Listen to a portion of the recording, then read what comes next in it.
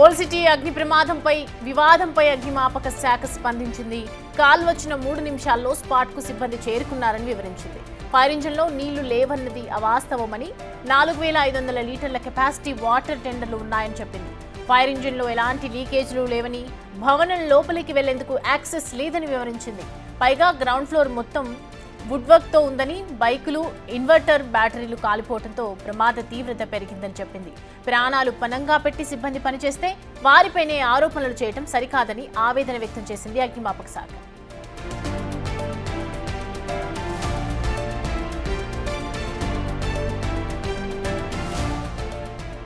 Right, ఒకవైపు old city అగ్ని ప్రమాదం పైన వివాదాలు అయితే నెలకొంటూ ఉన్నాయి.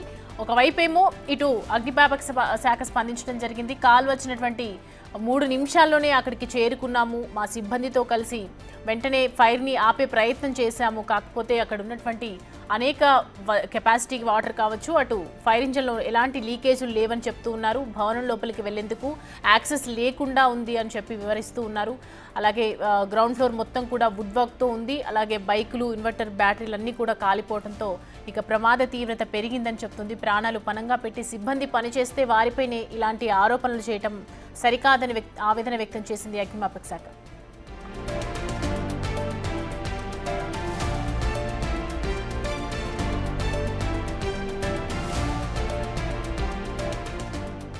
ఈ అంశానికి సంబంధించి పూర్తి డీటెయిల్స్ మా ప్రతినిధి సాగర్ అందిస్తారు. సాగర్, ఒకవైపేమో అసలు ఫైర్ డిపార్ట్మెంట్ సమయానికి రాలేదని చెప్తున్నారు, మరోవైపేమో మేము వెంటనే 3 నిమిషాల్లోనే స్పాట్కి చేరుకున్నామని చెప్తున్నారు. అసలు వాస్తవాలు ఏ విధంగా ఉన్నాయి? చార్మినార్ ఓల్డ్ సిటీ గుంజారావు అగ్ని ప్రమాదం బాధిత కుటుంబ సభ్యులు ఫైర్ డిపార్ట్మెంట్ కొన్ని సంచలన ఆరోపణలు చేసింది. సమయానికి రీచ్ కాకపోవడం, ఫైర్ సిబ్బంది ఎక్విప్మెంట్ పూర్తిగా లేకపోవడం, ఆక్సిజన్ మాస్క్ కావచ్చు, ఇతర ఎక్విప్మెంట్ పూర్తి స్థాయిలో లేకపోవడం ప్రమాద తీవ్రత పెరిగింది. అంత ఉన్నటువంటి సామాన్లు లేకపోయారన్న ఆరోపణలు చేశారు. కానీ దీనికి సంబంధించిన ఫైర్ డిపార్ట్మెంట్ కూడా ఒక క్లారిటీ ఇచ్చే ప్రయత్నం చేస్తుంది. క్లారిటీకి సంబంధించి ఒక ప్రశ్న కూడా విడుదల చేసింది.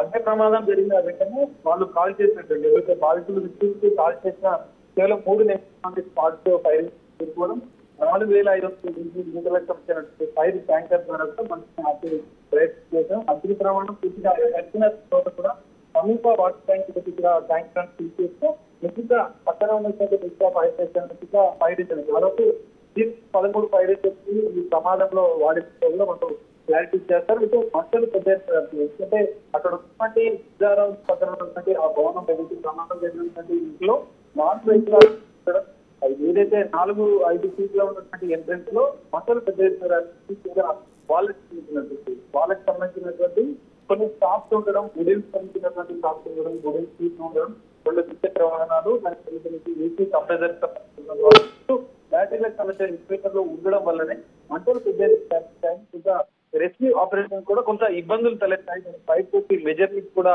లేకపోవడం వల్లనే ఆపరేషన్ కి ఫైర్ ఏదైతే రెస్క్యూ ఆపరేషన్ ఇబ్బందులు తలెత్తాయని చెప్పి ఫైర్ డీజీపీలో క్లారిటీ ఇచ్చే ప్రయత్నం చేసిన పరిస్థితి వాళ్ళు ఆపరేషన్. ఎందుకంటే ఆ విధంగా కొంత బాధిత కుటుంబాన్ని కోల్పోయిన సందర్భంలో వాళ్ళ ఆరోపణలు చేసినట్టు చెప్పి వాళ్ళు చెప్పిన పరిస్థితి అయితే 3 ఫ్లోర్లలో పూర్తిగా నిర్వహించామని చెప్పి ఒక క్లారిటీ ఇచ్చారు. లోపలికి వెళ్లేందుకు ప్రధాన సమస్య మార్గంలోనే ఈ మంటల వ్యాప్తి పెద్ద ఎత్తున జరగడం వల్లనే మేము ఎంత కష్టపడ్డా కూడా వాళ్ళని కాపాడలేకపోయినాం. వాళ్ళు పొగ పీల్చుకున్న అనంతరం కూడా వాళ్ళు అన్కాన్షియస్ వెళ్ళారు. ప్రమాదానికి కారణాలను కూడా పూర్తిగా ఫైర్ డిపార్ట్మెంట్ అన్వేషించి దానికి సంబంధించిన పూర్తి క్లారిటీ కూడా ఇచ్చారు. ప్రాణాలకు తెగించి ఇటు ఫైర్ డిపార్ట్మెంట్ సంబంధించి కూడా అనేక రెస్క్యూ ఆపరేషన్లు కూడా కొంతమంది కాపాడినాం మేము. కానీ ఇందులో అక్కడ లోపలికి వెళ్లే ప్రయత్నం చేసినా కూడా అక్కడ డోర్స్ అన్ని క్లోజ్ ఉండడం, వాళ్ళకు వెళ్లేటువంటి మెట్ల మార్గం కూడా తక్కువగా ఉండడం వల్ల కొంత రెస్క్యూ ఆపరేషన్ ఇబ్బంది తలెత్తున్న క్లారిటీ ఇచ్చారు. కానీ ఇటు మరోవైపు బాధిత కుటుంబ సభ్యులు మాత్రం న్యాయ విచారణ జరిపించాలి, దీనికి సమగ్ర విచారణ జరిపించాలని ఆరోపణలు అయితే చేస్తున్నారు. దీనికి సంబంధించి ఫైర్ డిపార్ట్మెంట్ డీజీ కూడా ఒక క్లారిటీ ఇచ్చారు. ఫైర్ పూర్తి స్థాయిలో మేము అఫార్ట్స్ పెట్టాము, కానీ అందులో వాళ్ళు అన్కాన్షియస్ వెళ్లి ప్రాణాలు కోల్పోయారు. కొంతమందిని ఆసుపత్రికి తరలించినా కూడా కొంతమంది ప్రాణాలు కోల్పోయిన పరిస్థితి ఉంది. భవిష్యత్తులో ఈ ఘటనలు జరగకుండా కొంత లేటెస్ట్ ఎక్విప్మెంట్ తో కూడా మేము ఆపరేషన్ చేస్తున్నామన్న క్లారిటీని కూడా ఇటు ఫైర్ డిపార్ట్మెంట్ ఇచ్చిన పరిస్థితి కనిపిస్తుంది.